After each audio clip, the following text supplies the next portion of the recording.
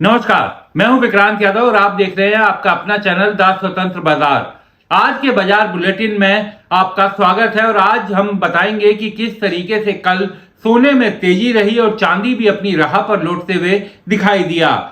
शुक्रवार को जिस तरीके से गिरावट हुई थी बीते शुक्रवार को, उसके बाद कई बड़े डेवलपमेंट हुए। बजट आया, बजट के बाद कल भारत और अमेरिका की डील होने की खबर आई। इन तमाम चीजों को लेकर बाजार में काफी उथल पुथल रही। मार्केट में तो अच्छी खासी तेजी देखी गई। जो पोर्टफोलियो लगातार लाल में दिखाई दे रहे थे वो अब हरे में, ग्रीन में दिखाई दिए।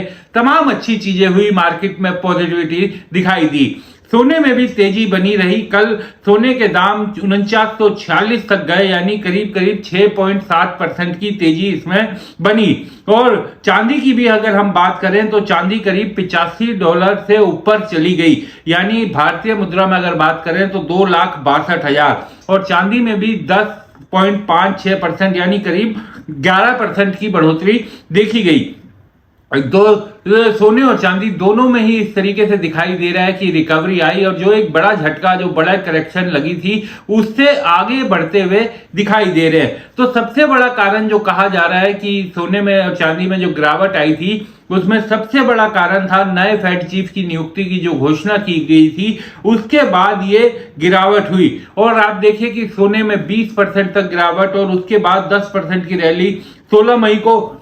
हालांकि नए फेड चीफ ज्वाइन करेंगे, लेकिन उनके आने की आहट ने ही इस तरीके की हलचल बाजार में मचा दी थी। डॉलर इंडेक्स की अगर हम बात करें तो कल थोड़ा फिसला और 97.38 तक गया। और अगर अभी हम चांदी की बात करें तो चांदी अभी भी 85.32 के लेवल पर दिखाई दे रही है, यानी कि पहले के मुकाबले चांदी में भी काफी सुधार आया है। अब ये सवाल बनता है कि क्या सोने और चांदी की रैली दोबारा से उसी तरह से पहुंच गई है जैसी पहले चल रही थी इन झटकों से पहले।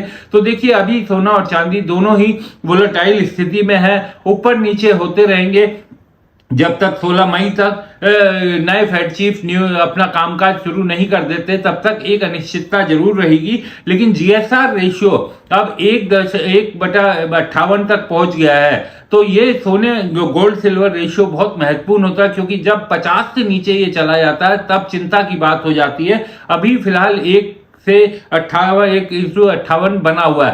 तो सोने और चांदी में हालांकि अब जानकार और तमाम जो रिपोर्ट्स आ रही हैं उससे उनको अध्ययन करके ये साफ हो गया है कि उस तरीके की रैली नहीं रहेगी जैसी आपने पिछले साल में देखी थी। लेकिन अगर आप लंबे समय के लिए सोच रहे हैं तो अभी भी सोना और चांदी बुलिश ही नजर आ रहा है। हम आपको बार बार कहते हैं कि आप कोई भी इन्वेस्टमेंट करें तो सेबी रजिस्टर्ड अपने इन्वेस्टमेंट सलाहकार से जरूर बात करें। उनसे बात करने के बाद ही अपने पैसे का निवेश करें, क्योंकि पैसा आपका है तो नफा और नुकसान भी आपको ही झेलना पड़ेगा। इसलिए अपने पैसे को बहुत सोच समझकर निवेश करें। लेकिन अब ये दिखाई दे रहा है कि गोल्ड और सिल्वर, उनमें कोई ऐसा कारण नहीं आया था जिसके कारण ये लगे कि अब सोना और चांदी की दोबारा रिकवरी होना मुश्किल है। ऐसी कोई जियोपॉलिटिकल सिचुएशन नहीं बदली, ऐसी कोई स्थिति नहीं बदली। तो इन सब चीजों को देखते हुए रखता है कि लॉन्ग रन में अगर आप 5-7 साल का टारगेट लेकर चल रहे हैं तो सोना आपके लिए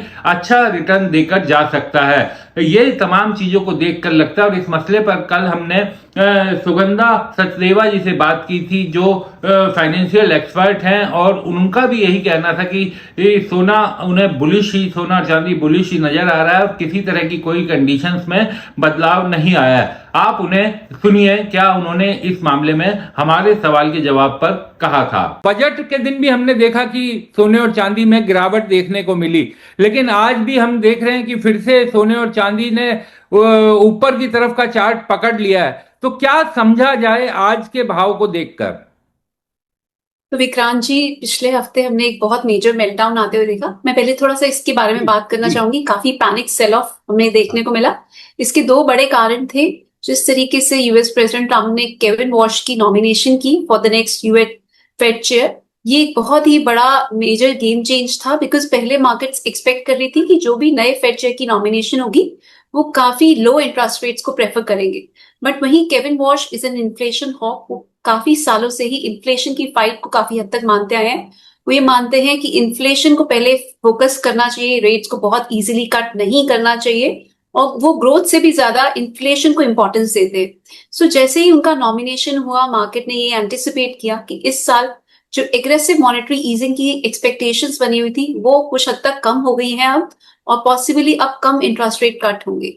और उसी के चलते हमने डॉलर इंडेक्स में काफी बढ़त आते हुए देखी। डॉलर इंडेक्स ने 4 ईयर लो से एक स्ट्रॉन्ग रिकवरी दिखाई, और जिसकी वजह से हमने गोल्ड एंड सिल्वर दोनों की ही प्राइसेस में प्रेशर आते हुए देखा। इसके साथ साथ एक बहुत बड़ा रीजन था, रैली जो थी दिसंबर ऑनवर्ड्स काफी ज्यादा स्विफ्ट थी गोल्ड एंड सिल्वर दोनों में ही, स्पेशली सिल्वर में, जहां दिसंबर में ऑलमोस्ट 36% तक के गेन्स थे और जनवरी इटसेल्फ में 66% तक के गेन्स दिखाए। तो किसी भी एसेट में अगर इतने ओवर एक्सटेंडेड गेन्स देखने को मिलती है तो कुछ हद तक एक बबल सा भी बन जाता है, एक फ्रॉथ आ जाती है, एक्सेस क्रिएट हो जाते हैं, स्पेकुलेटिव एक्टिविटी देखने को मिलती है।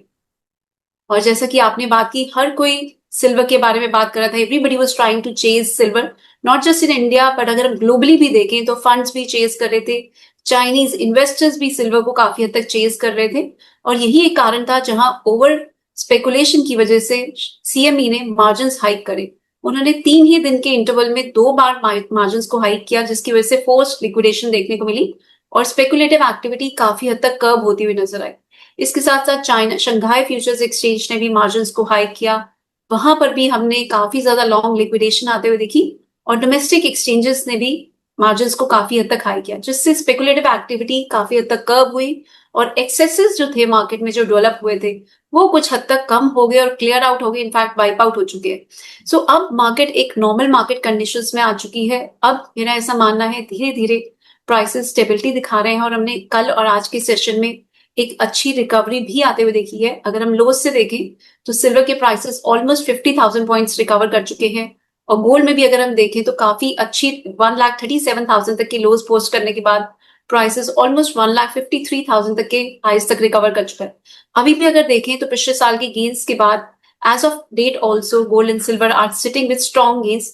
सो जो ओवरऑल रैली है ये अभी भी कंटिन्यूड है, इवन दो काफी लोगों ने ये भी कहना शुरू कर दिया कि गोल्ड एंड सिल्वर अब दोबारा से रिकवर नहीं कर पाएंगे, बट हमारा ऐसा बिल्कुल मानना नहीं है। अभी भी ये सेक्युलर बुल रन इंटैक्ट है, इवन दो हमने काफी ज्यादा प्रेशर आते हुए देखा। सो सेंटिमेंट्स कुछ हद तक जरूर चेंज होते हुए नजर आए, बट ट्रेंड अगर हम देखते हैं तो ट्रेंड अभी भी इंटैक्ट बना हुआ है।